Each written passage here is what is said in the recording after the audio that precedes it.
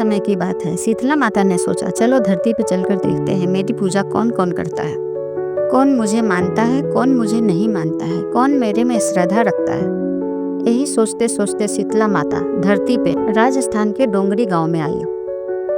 वो गली गली घूम घूम कर देख रही थी तो माता की नज़र गांव के एक ब्राह्मण परिवार पे पड़ी। उस ब्राह्मण दंपति को 2 बेटे 2 बहुएं थी। दोनों बहुओं को बहुत लंबे समय के बाद पुत्र की प्राप्ति हुई थी। माता ने देखा कि आज शीतला अष्टमी के दिन ये लोग पहले से बहुत सारा खाना बना के रखे हुए हैं और ब्राह्मण की पत्नी अपनी बहुओं से कह रही है, आज शीतला अष्टमी है, इसलिए कल जो हमने खाना बनाया था वही खाना आज शीतला माता को चढ़ाएंगे और फिर वही खाना हम प्रसाद में ग्रहण करेंगे। ये बात सुनकर दोनों बहुएं सोचने लगी कि हम ठंडा खाना खाएंगे तो हम बीमार पड़ जाएंगे और हमारा तो छोटा बच्चा भी है अभी। ऐसा विचार कर दोनों बहुएं पशुओं के घड़े में चुपचाप से चूरमा बनाकर रख दिया और फिर माता की पूजा करने सास के साथ चली गई। मंदिर में जाकर सास और दोनों बहुएं ने माता की पूजा की, कथा पढ़ी, भजन गाए और फिर प्रसाद में ठंडा खाना चढ़ाया और पूजा पाठ आरती करके आ गए। घर आकर सास ने वही ठंडा खाना जो प्रसाद में चढ़ाया था वो खाया और फिर से शीतला माता का भजन करने बैठ गई। दोनों बहुएं बच्चे रोने के बहाने से अपने अपने रूम में चले गए और जो पशु के बर्तन में चूरमा बनाया था गरम गरम पेट भर के खा लिया। जब सास ने बहुओं को भोजन करने के लिए कहा तो ठंडा खाने का दिखावा करके दूसरे काम में लग गए। बहुत देर के बाद सारा काम हो गया। तब सास ने कहा, बच्चे बहुत देर से सोए हैं, उन्हें उठाकर प्रसाद खिला दो। जब दोनों बहुओं ने बच्चों को उठाने के लिए गए तो बच्चे को मृत पाया। ऐसा बहुओं के कर्म से शीतला माता के प्रकोप से हुआ। बहुओं की करतूत जब सास को पता चला तो सास ने कहा, तुम्हारी करतूत की वजह से हमारे पोते मर गए, तुम्हारे बच्चों का ये हालत हुआ, तुम लोगों ने शीतला माता का अवहेलना की है, इसलिए तुम दोनों घर से निकल जाओ और मेरे पोते को जिंदा लेकर ही घर पे आना। ऐसा वचन सुनकर बहुएं बहुत हताश हो गई।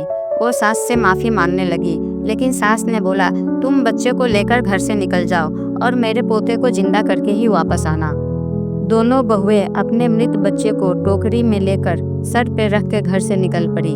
दोनों बहुएं जब से निकली थी, जब से वो चल ही रही थी, चलते चलते और बहुत थकान महसूस कर रही थी। उन्हें कुछ समझ में नहीं आ रहा था कि वो क्या करें, इसलिए वो माता से माफ़ी मांगी। ये माता, हमसे बहुत गलती हो गई, हमें रास्ता दिखाओ, हम क्या करें। दोनों बहुएं चलती जा रही थी और माता से माफ़ी भी मांगती जा रही थी। आगे चलते चलते उन्हें एक वृक्ष के नीचे 2 बहनें बैठी हुई मिली। ओड़ी माता और शीतला माता दोनों बहनें बैठी देखी। दोनों बहुएं भी बहुत थक गई थी, इसलिए जहाँ पे दोनों बहनें बैठी थी वहीं पे वृक्ष के नीचे वो भी जाकर बैठ गईं। वृक्ष के नीचे बैठने के बाद दोनों बहुएं ने देखा कि दोनों बहनें के सर से बहुत सारे जू निकल रहे हैं और वो जुओं की वजह से परेशान हैं।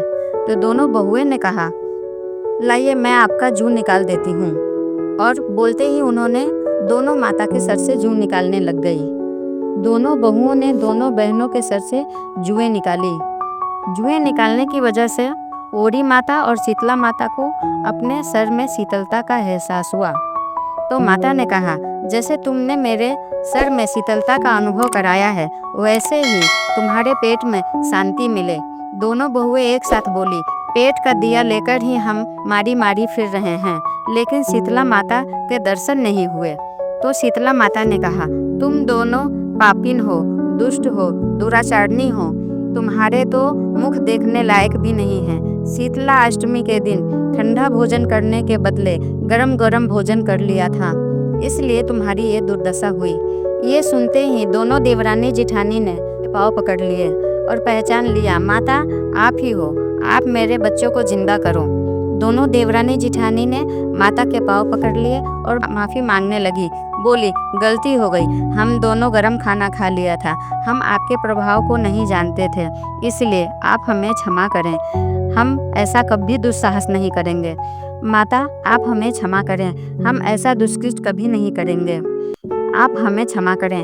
दोनों देवरानी जिठानी के पश्चाताप भरे वचनों को सुनकर दोनों माता प्रसन्न हुई। फिर अपनी चिटकी उंगली से आँख से काजल निकालकर दोनों बच्चों को लगाया। बच्चे जीवित हो उठे। जीवित बच्चे को देखकर दोनों देवरानी जिठानी बहुत प्रसन्न हुई। फिर माता को प्रणाम कर अपने अपने बच्चों को लेकर गांव को लौट गई। गांव वाले ने जाना कि दोनों बहुओं को साक्षात लक्ष्मी माता के दर्शन हुए हैं, इसलिए ढोल नगाड़े के साथ धूमधाम से स्वागत करके दोनों बहुओं को गांव के अंदर लिया। गांव में प्रवेश कराने के बाद गांव वालों ने कहा, हम गांव में शीतला माता के मंदिर बनाएंगे और हम अष्टमी के दिन ठंडा खाना ही खाएंगे और ठंडा खाना का ही प्रसाद बनाएंगे। उस समय से यह प्रथा बन गई कि चैत्र मास के सप्तमी अष्टमी नवमी को हम शीतला माता की पूजा करते हैं और ठंडा खाना खाते हैं और ठंडा खाने का ही प्रसाद चढ़ाते हैं। बोलो शीतला माता की जय।